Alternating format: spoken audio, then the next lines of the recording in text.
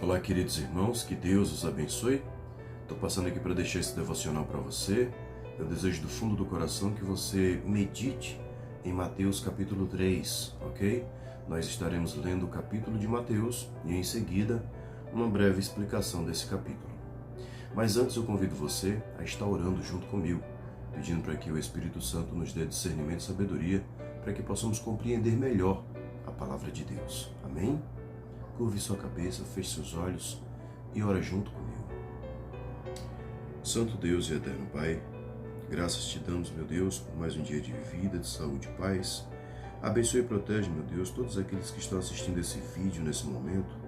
Pai amado, em nome de Jesus eu te peço, envia teus anjos para acampar ao redor de cada um deles e não deixar que nenhum mal aconteça a eles ou aos seus familiares. Querido Deus, também te peço saúde e paz para todos aqueles, meu Deus, que estão enfermos, todos aqueles que estão oprimidos, meu Deus, estão sentindo as suas almas oprimidas. Eu peço, meu Pai, que o Senhor dê, meu Deus, o refrigério necessário, meu Deus, para que eles possam continuar em frente. Em nome de Jesus eu te agradeço por tudo que tem nos proporcionado. Nos dá discernimento e sabedoria para que possamos compreender melhor a Tua palavra. Perdoa os nossos pecados, Senhor, pois nós somos falhos. Mas que nós possamos, meu Deus, continuar seguindo em frente, mantendo a nossa fé em Ti. Pai amado, em nome de Jesus eu te peço que ao lembrar das minhas pregações e reflexões, que os meus irmãos não lembrem nem do meu nome, mas que o Teu nome seja exaltado para todo sempre. Amém. Glória a Deus. Vamos lá? Mateus capítulo 3, olha só o que a palavra do Senhor diz. Naqueles dias apareceu João Batista pregando no deserto da Judéia e dizia: Arrependei-vos, porque está próximo o reino dos céus, porque este é o referido por intermédio do profeta Isaías. A voz do que clama no deserto: preparai o caminho do Senhor, endireitai as suas veredas. Usava João vestes de pelos de camelo e um cinto de couro. A sua alimentação era gafanhotos e mel silvestre. Então saíam a ter com ele Jerusalém, toda a Judéia e toda a circunvizinhança do Jordão, e eram por ele batizados no Jordão, confessando seus pecados. Vendo ele, porém, que muitos fariseus e saduceus vinham ao batismo, disse-lhes: raça de víboras, quem vos induziu a fugir da ira vindoura? Produze, pois, frutos dignos de arrependimento, e não comeceis a dizer entre vós mesmos: temos por pai a Abraão, porque eu vos afirmo que destas pedras Deus pode suscitar filhos a Abraão. Já está posto o machado à raiz das árvores. Toda árvore, pois, que não produz bom fruto, é cortada e lançada ao fogo. Eu vos batizo com água para arrependimento, mas aquele que vem depois de mim é mais poderoso do que eu, cujas sandálias não sou digno de levar. Ele vos batizará com o Espírito Santo e com fogo. A sua pá ele a tem na mão e limpará completamente a sua eira. Recolherá o seu trigo no celeiro, mas queimará a palha em fogo inextinguível. Por esse tempo dirigiu-se Jesus da Galiléia para o Jordão, a fim de que João o batizasse. Ele, porém, o dissuadia, dizendo: eu é que preciso ser batizado por ti, e tu vens a mim? Mas Jesus lhe respondeu: deixa por enquanto, porque assim nos convém cumprir toda a justiça. Então ele o admitiu. Batizado, Jesus saiu logo da água, e eis que se lhe abriram os céus, e viu o Espírito de Deus descendo como pomba, vindo sobre ele, e eis uma voz dos céus que dizia: este é o meu Filho amado, em quem me comprazo. Glória a Deus. Bom, vamos lá. Mateus capítulo 3. Queridos amados irmãos, olha só. Mateus capítulo 3, versículo do 1 ao 7. A vinda do reino. formam a segunda maior parte do Evangelho segundo Mateus e enfocam a vinda do reino do céu. Esses materiais são divididos em duas seções, uma parte narrada, seguida do primeiro sermão de Jesus. A narrativa, o anúncio do reino, formam a parte narrada, que descreve como João e Jesus anunciaram a vinda do reino. A vinda do reino de Deus, ela chegou até nós em Cristo Jesus. A partir do momento que você é tocado pelo Espírito Santo, o reino de Deus chegou até a sua vida. Amém? Mesmo você ainda estando em carne e osso, você já experimenta, uma parte, digamos assim, até mesmo porque eternamente nós só estaremos com Deus quando partirmos dessa para melhor. Ok? Bom, versículo 2, quando ele diz arrependei-vos, essa foi a primeira ordem, tanto de João como de Jesus. O arrependimento não é somente tristeza pelo pecado, mas uma decisiva mudança, um afastamento do pecado e um comprometimento quanto a começar uma vida de obediência, arrependimento. Traduz o chamado dos profetas do Antigo Testamento para que Israel se voltasse para Deus e para a fidelidade à aliança. O verdadeiro arrependimento traz consigo a tristeza pelo pecado, mas a contrição é indicada por uma palavra grega diferente. Judas sentiu remorso, mas não experimentou arrependimento. Reino dos céus. O arrependimento é urgente por causa do reino. Essa mensagem de João introduz o tema do ensino e da obra de Jesus. Os evangelhos segundo Marcos e Lucas chamam isso de reino de Deus. Marcos, capítulo 1, versículo 15, Lucas 4, 43. O reino, ou melhor, o reinado de Deus, é o que os profetas do Antigo Testamento esperavam, a demonstração de Deus, do seu poder salvador para a redenção de seu povo, sua soberania e a redenção dos seus cidadãos. A pregação de Jesus de que o reino tinha vindo ou estava próximo significava que o tempo de esperar havia terminado e que o próprio rei havia entrado em cena. Com a morte e a ressurreição de Jesus e a difusão do Evangelho a todas as nações, as promessas de Deus do Antigo Testamento foram cumpridas para nós. Apesar de que ainda esperamos pela sua total realização, que ocorrerá quando Cristo retornar em julgamento. Quando ele diz está próximo, pode significar tanto está próximo, ou seja, perto, quanto já chegou.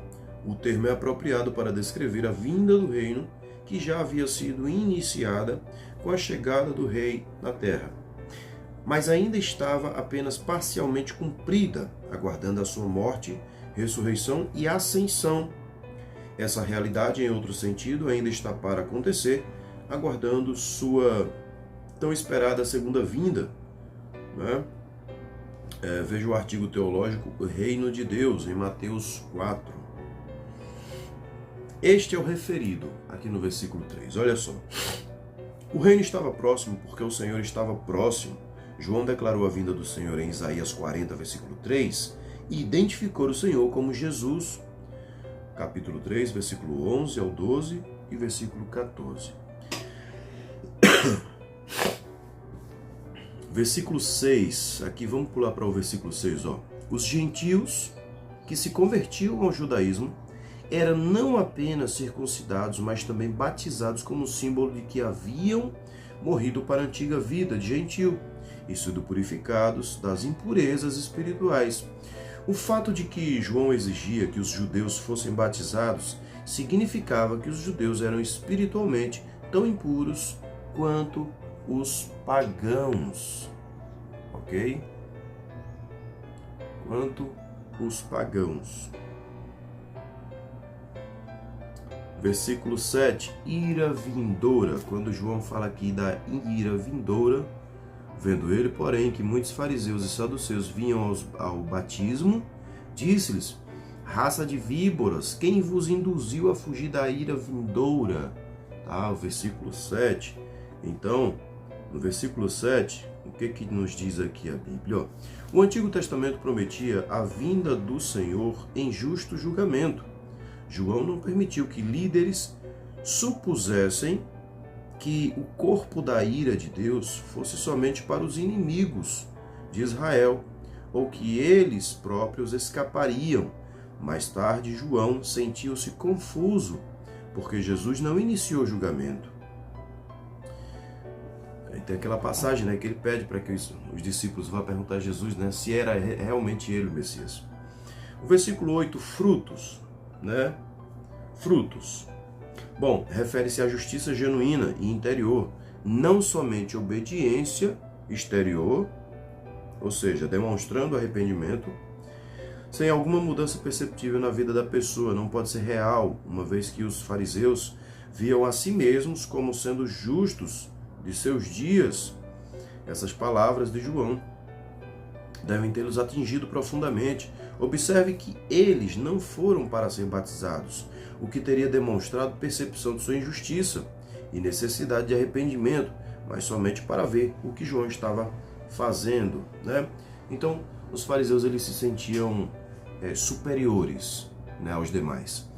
Então, na cabeça deles, aquilo ali era inadmissível, né? João chama eles de raça de víboras e perguntar quem os induziu, né, fugir da ira vindoura, né, da justiça de Deus.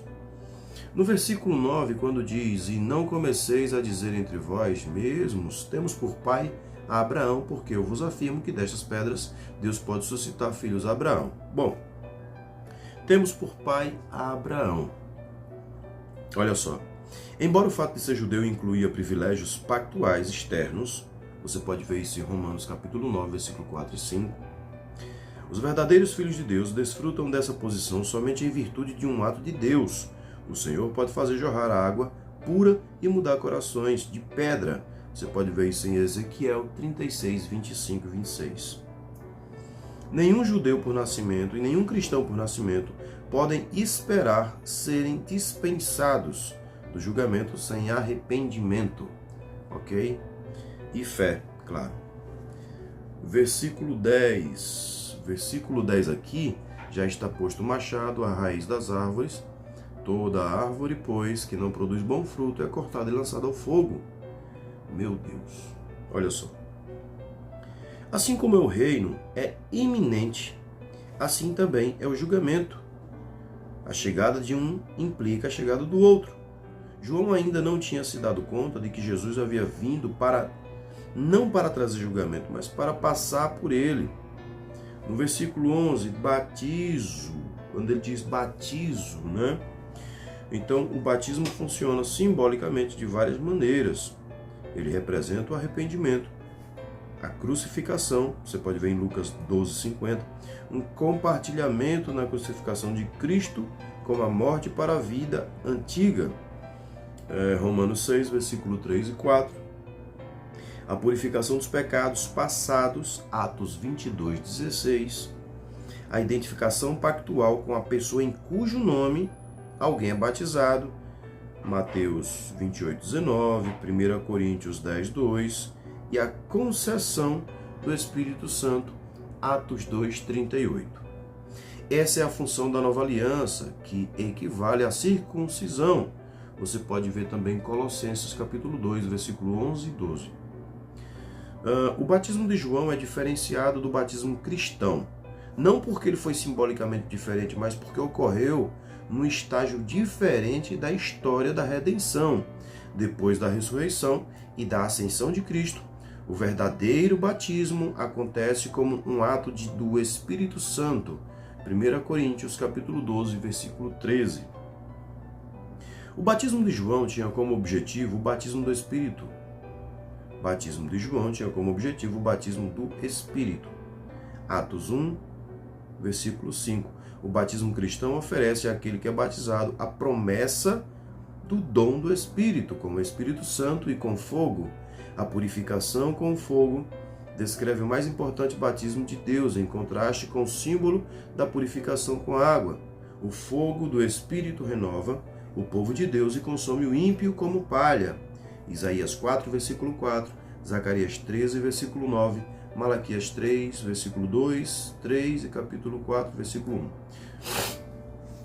O testemunho que João deu de Jesus como o Senhor que veio, versículo capítulo 3, 3, é ampliado como Senhor de Jesus, como Senhor. De Jesus como o Senhor que veio, é ampliado como Senhor. Jesus batizou com o Espírito e realizou o último julgamento. Versículos 13 ao 15, João estava relutante quanto a batizar Jesus, porque ele reconhecia que Jesus era o único homem que não precisava de arrependimento. Mas para que toda a justiça fosse cumprida, Jesus tinha de ser identificado com o seu povo na eliminação dos seus pecados. Em última análise, o batismo de João apontava para Jesus porque representava uma morte, e somente a morte de Jesus numa cruz, a qual Jesus chamou seu batismo. Você pode ver em Lucas capítulo 12, versículo 50. Poderia verdadeiramente eliminar pecados. A identificação pactual de Jesus conosco envolveu o seu batismo por nós, a sua unção com o Espírito por nossa causa e a sua vitória sobre a tentação em nosso favor. Esse incidente mostra que desde o início do seu ministério, mesmo antes do seu batismo, Jesus sabia que ele seria o servo sofredor de Isaías 53, destinado a morrer pelo seu povo. Bom, versículo 15, justiça. Mas Jesus lhe respondeu: deixe por enquanto, porque assim nos convém cumprir toda a justiça. Bom, o reino de Deus, a sua regra salvadora é definida pela sua justiça. Jesus ensinou a perfeita justiça que Deus exige no capítulo 5, versículo 20 ao 48, e ele assegurou essa mesma justiça aos pecadores. Seu batismo apontou para a sua morte como resgate por muitos e mostrou a perfeita obediência mediante a qual ele cumpriria toda a justiça. A remissão dos pecados e a veste da justiça são dadas por meio da fé em Jesus. Aqueles que carecem da justiça de Deus, mas estão famintos e sedentos por ela, serão saciados. Jesus convida aqueles que estão sobrecarregados com o fardo da justiça própria a encontrar o descanso sabático nele. Aqueles que Cristo reconhece como seus são aqueles que entrarão no futuro reino de glória. Ele mostrará a sua relação com ele por meio do fruto de suas justas obras. Mateus fielmente registra os ensinamentos de Jesus como o evangelho fundamental, o desdobramento posterior da revelação por parte do Cristo glorificado tornou mais específica a relação entre a justiça de Deus como dom e seu justo requerimento, mas claramente ele ensinou ambos desde o início. Versículos 16 e 17 de Mateus capítulo 3, olha só. Ao receber o Espírito Santo, depois de ser batizado novamente, Jesus representou o seu povo. O testemunho paralelo do céu confirmou a sua identificação como servo do Senhor. Você pode ver em Isaías 42, versículo 1 e Êxodo 4, 40. Êxodo 4, 22. E ligou isso ao seu reinado messiânico, Salmo capítulo 2, versículo 7. Descendo como pomba, Jesus passou pela água, Isaías 43, 2. A forma da pomba sugere bênçãos além do julgamento, Gênesis 8, versículo 8 ao 12, 1 Pedro capítulo 3, versículo 20 ao 21. E é isso.